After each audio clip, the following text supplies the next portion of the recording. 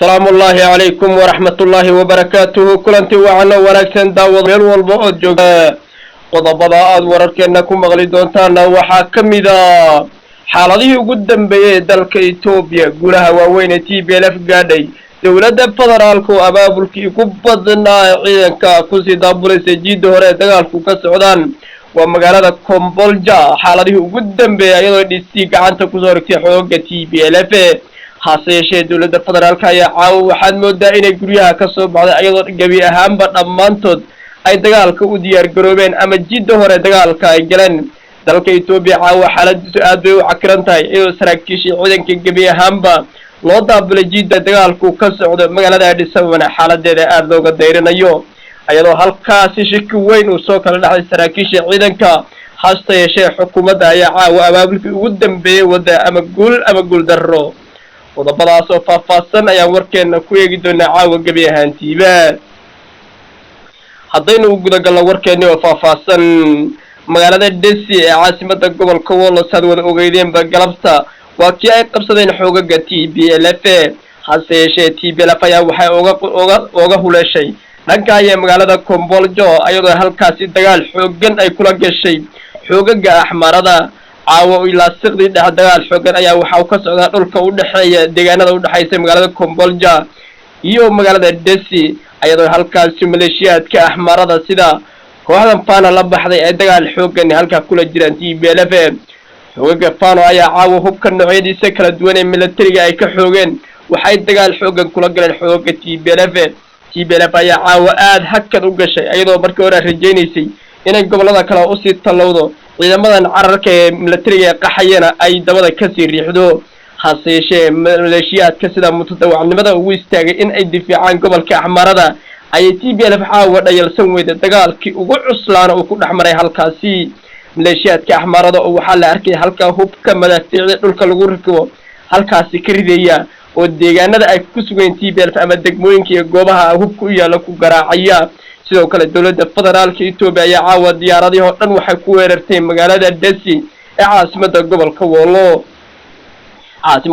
Wollo ayaa caawa laga seexanay wax bini'aadmi oo ku nool lama jiro gabi ahaanba waa laga qaxay hase yeeshee ciidamada TPLF ayaa derbiyada dhan taagan ayagoo halkaa taangiinana madaxa u geliyay guryaha waaweyn ee magaalada ku yaala dagaalkan xoogan ee ka socda gobolka Wollo ama gobolka axmarada ayaa caalamku aad isha ugu haya ayadoo halkaa maalinimadii maanta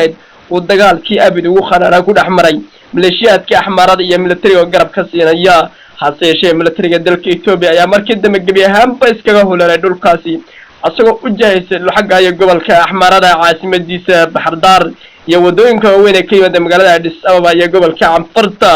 militariga ayaa saddex jaha uga kala baxay magaalada asagoo si mutadawacnimo ah halkaasi ayaa si mutadawacnimo ah waxa uu soo gaaray maleeshiyada axmaraha oo aad iyo aad u hubaysan markay militarigu baneeyeen dhulkaasi militariga iyo waxa halkaasi ka qulqulay sidoo kale ciidamada liyu booliska ee axmarada hase yeeshee jabhadda Fano oo ah jabhad qadiimi ah TPLFna waqtigii ay xukunka haysay la dagaali jirtay ayaa ballan ku qaaday inay TPLF u suurtagelin mar dambe inay gobolka axmarada qabsato dagaalka u dhaxeeya Fano iyo TPLF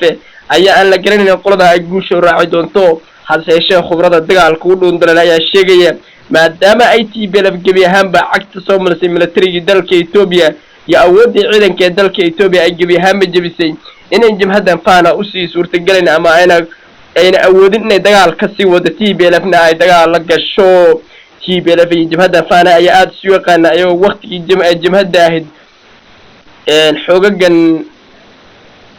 xoogaga Fano ee hadda la dagaalamaya TPLF ayaa waqtigii TPLF xilka haysay ayaa waxa ku jireen buraleyda axmarada ama saldhigyo ciidan ay ku lahaayeen gobolka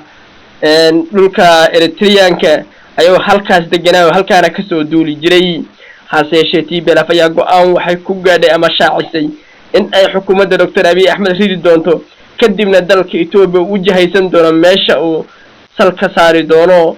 TPLF ayaa inta badan lagu eedeeyaa inay optiono badan oo kala duwan ay wadato oo dalka Itoobiya u qorshaysay hase yeeshee dawladaha taageeraya TPLF sida Mareykanka iyo Midowga Yurub ay Itoobiya ku eedeynayaan inay taageerayaan ayaan la garanayn qaabka ay ula heshiin doonaan TPLF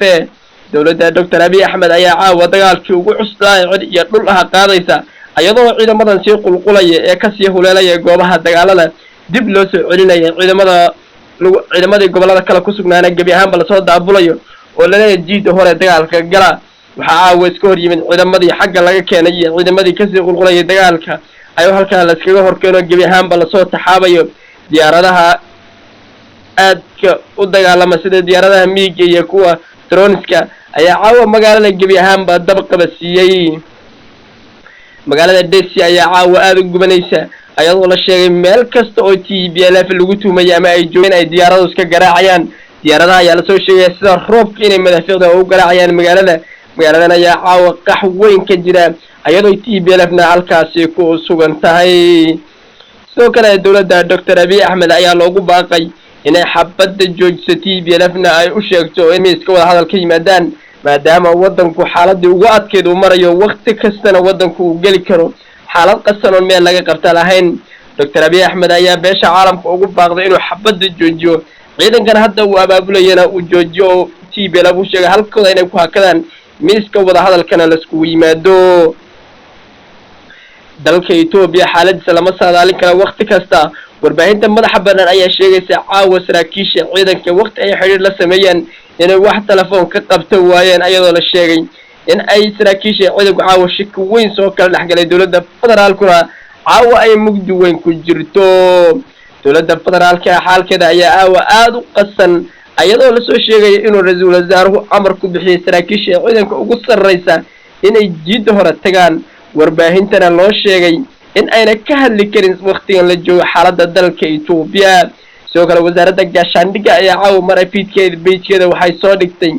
in aan afdalka lagu qabsan karin TPLF waxay wadana uu af yahay taageerayaasha TPLF ee adduunka ku kala baahashana ay been iyo propaganda shacabka Itoobiya ka gadayaan hase yeeshee dad lagu kalsoon yahay oo ku sugan gobolka Wollo